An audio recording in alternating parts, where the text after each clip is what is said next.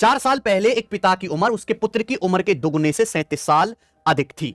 ठीक है, मान लीजिए जैसे फादर की जो प्रेजेंट में एज है एफ और सन की एज है एस, तो 4 साल पहले पिता की उम्र कितनी होगी? एफ माइनस 4 ये होगी। तो ये क्या है?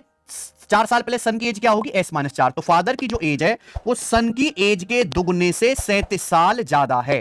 ठीक है, तो यहां से क्या आ जाएगा भाई? ये एफ है और ये 2s को हम इधर ले आते हैं, एफ माइनस 2s। ठीक है जी, और ये क्या आ जाएगा? माइनस का 8 ये इधर जाएगा मेरे प्यारे भाई, तो माइनस 4 37 माइनस 4 33 ये आ जाएगा इक्वेशन जब आप इसको सॉल्व कर लेंगे। पूछा अब से कितने साल बाद उसकी उम्र पुत्र की उम्र की दुगनी हो जाएगी? यही आंसर है 33। नहीं समझे होंगे, मान लो n साल बाद हो जाएगी भाई, n साल बाद फादर की जो एज है वो सन की एज की दुगनी हो जाएगी। फादर की एज n साल बढ़ेगी, सन की भी तो n साल बढ़ेगी। तो मेरे भाई यहां से 2s जब मैं इधर लाता हूं तो f माइनस 2s बराबर क्या आएगा? 2n में से n घटाएंगे n, और यही तो f माइनस 2s आपको डायरेक्ट दिया हुआ है किसके बराबर? 33 के बराबर। तो यानी कि 33 साल बाद फादर की एज जो है सन की एज की डबल हो जाएगी। क्या गजब सवाल है, ये करके बताइए भाई। ए बी सी 3 लोग हैं, इनकी प्रेजेंट एज का योग 283 साल है। अब से 17 साल पहले उनकी एज का अनुपात 10:8:11 था।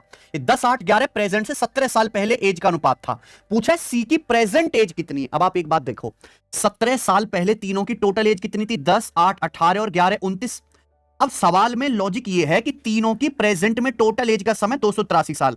अगर मैं 17 साल पहले जाता हूं तो तीनों की एज 17 17 17 यानी कि टोटल 51 साल कम हो जाएगी। तो 283 में से 51 घटाएंगे तो कितना आ जाएगा मेरे प्यारे भी? 232 साल।